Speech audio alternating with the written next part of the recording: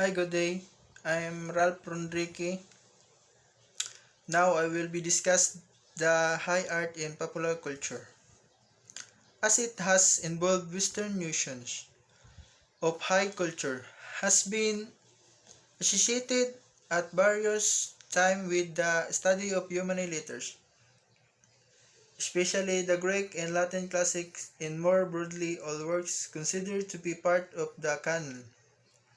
The cultivations of refined etiquette and manners and appreciation of the fine arts, especially sculpture and painting, knowledge of such literature, drama and poetry, considered to be of high caliber, enjoyment of European classical music and opera, religion.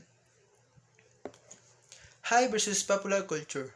High culture is distinguished from low culture based on the characteristic of their audiences, not on the characteristic of their cultural objects. High culture refers to those forms of culture usually associated with the elite or dominant classes. Popular culture refers to the forms of cultural expression usually associated with the masses, consumer goods, and consumer products.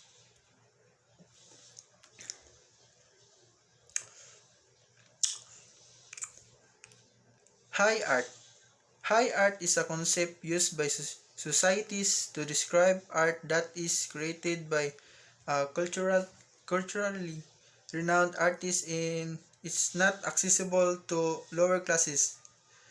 Classifying art is subjective, so what one group consider high art may be considered low art by another. Work, works that are categorized as high art and are pieces like the Mona Lisa, the sculpture of David, or the Sistine Chapel. Alternatively, pop, rap, or rock music can be categorized as low art because they are available to both the lower and upper classes. The boundaries between high and low art and created through supply and demand and socio-economic bias. High culture is not considered to be better by sociology, just interestingly different from popular culture, which is the dominant subculture shared by the majority of societies, populations. The elements of popular culture have mass accessibility and appeal. For example, high culture includes expensive restaurants that serve caviar and play. Mona Lisa is one of categorized and classified as high art.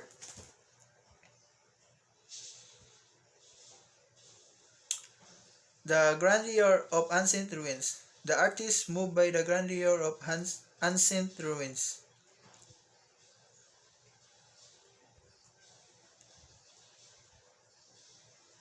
High culture. High culture is not considered to be better by sociologists, just interestingly different from popular culture, which is the dominant subculture shared by the majority of societies. Population. The elements of population culture have mass accessibility and appeal. For example, high culture includes expensive restaurants that serve caviar and play. Differences in characteristics between high art and popular culture. High art. High culture can be defined as a subculture that is shared by upper class of the society. Popular culture. Popular culture can be defined as subculture that is shared by everyone or the mass of the society. High art. The upper class has access to high culture. Popular culture.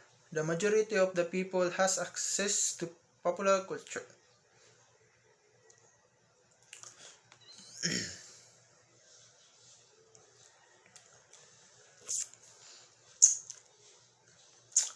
The cycle of high art and low art. High art, aesthetic contemplation. Low art, functional. Higher value, lower value. Fine art, craft. The digital world has significantly decreased the importance of art and culture and people's lives. However, despite all the teach trends, both culture and art still have great impact of the country's economy, education, and society overall. Besides enriching and nourishing your inner world, art and culture illuminate your inner life and boost your creativity and imagination. With little tolerance, enhance health and learnings and opportunities to unite each other. Art and culture improve the quality of life and boost well-being for communities and individuals alike.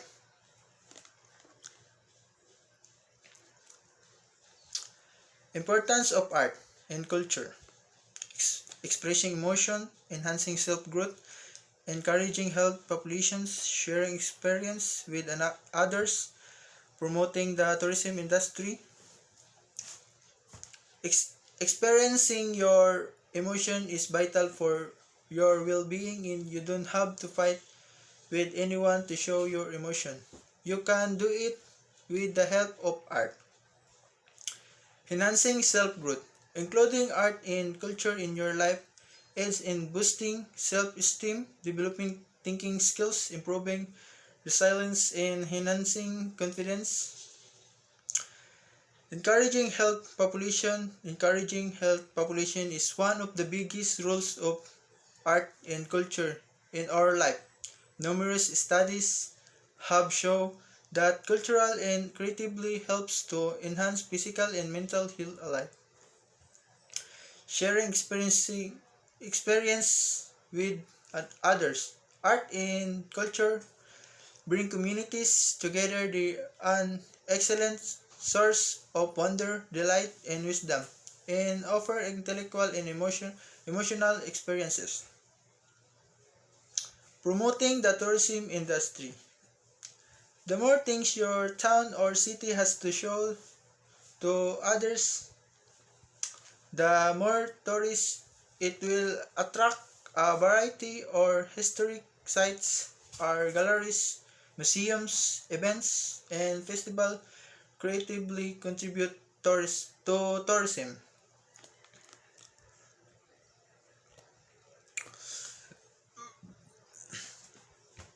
So, art as value.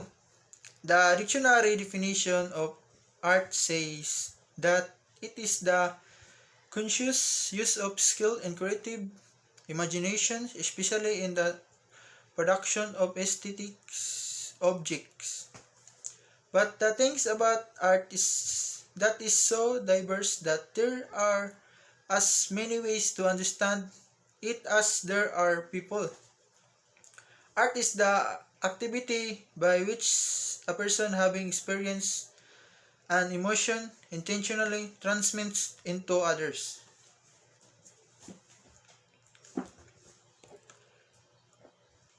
Art as value. The activity of art is based on capacity of people to infect others with their own emotions and to be affected by emotions of others.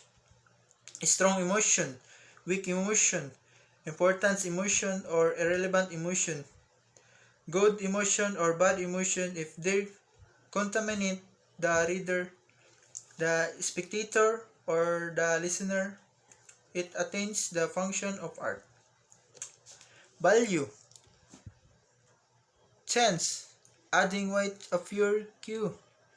Shades. Adding the black to a pure hue. High K. All light values in a picture. Low K. All dark values in a picture. Value constructs. Light values are placed next to dark values to create contrasts, strong differences. Value skill.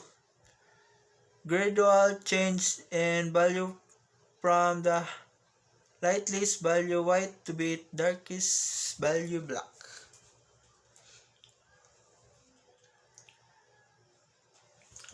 Aspects of society.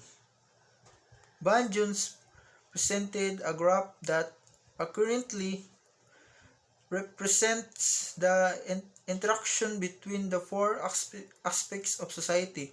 In its different members, society is driven by the powerful elites, the dependent masses, government, cultural producers, and artists.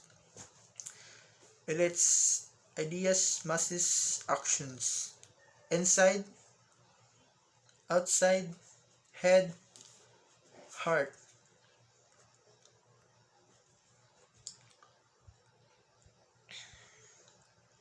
The impact of art.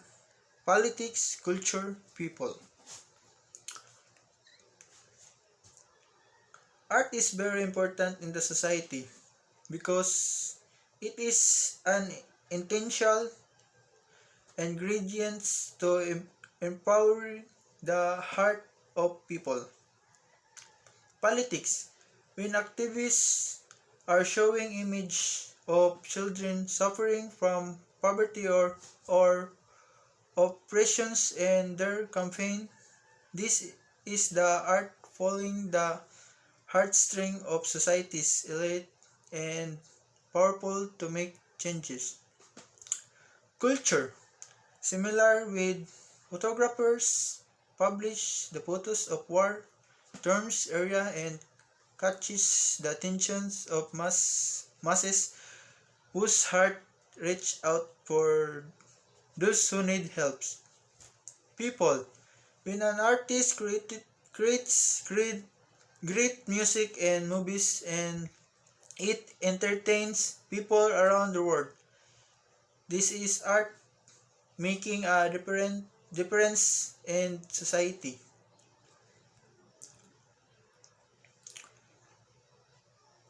Art is so powerful? Why is art so powerful? Perhaps the simplest answer to this question is that art touches us emotionally.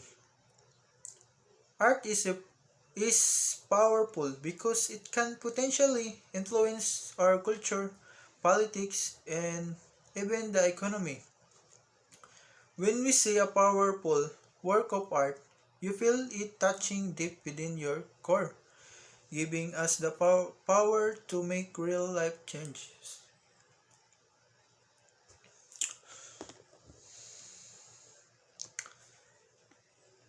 Art can be considered powerful because of the following reason among others. Art has the power to educate people. It promotes cultural appreciation. It breaks cultural, social, and economic barriers. Art has the power to educate people. It can create awareness and present information in a way that could be absorbed by many easily. In a world where there are those who don't even have access to good education, art makes education an even greater equalizer of society. It promotes cultural appreciations among a generation that currently preoccupied with their technology. In fact, it can be said that if it were not for art or history, culture, and traditions would be in more danger of being forgotten than they already are.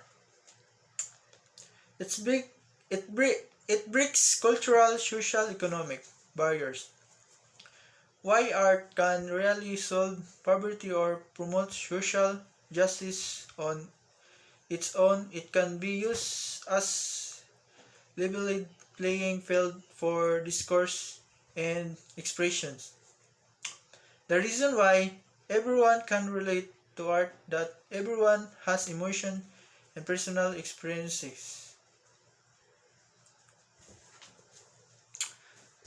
During the Victorian period in England, women started to make a name for themselves with just classic artworks, just as Elizabeth Serranis.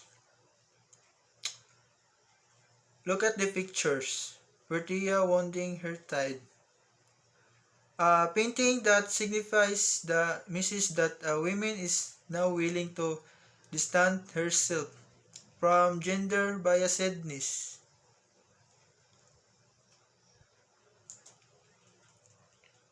Some say art is boring, but the fact remains that art has the power to take cultural practice from where they are from and then transport and integrate them into different parts of the world without losing their identity. Art has therapy, appreciation, growth, self-understanding, memory, hope, sorrow, and rebalancing. Five items quiz. 1. A concept used by society to describe art that is created by cultural renowned artists and is not accessible to lower classes. A. Popular culture. B. High art. C. Society. D. Folk songs. 2. It refers the forms of films, music, theater, and pop culture, all of which aim to entertain and make people happy. E. High art. B. Art. C. Music. D. Folk songs. Number 3. Can be defined as a subculture that is shared by everyone or the mass of the society. E. Society. B. High art. C. Popular culture. D. Art. Number 4. Can be defined as subculture that is shared by the upper class of society. E. High culture. B. Art. C. Music. D. Society.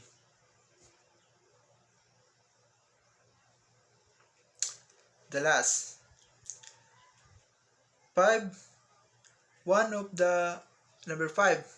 One of the revolutionary works in the history that ultimately opened the doors of art to women in general, ultimately show the power of women in art. A. Mona Lisa. B. Art as therapy. C. Portia wounding her tide. D. The grandeur of ancient ruins.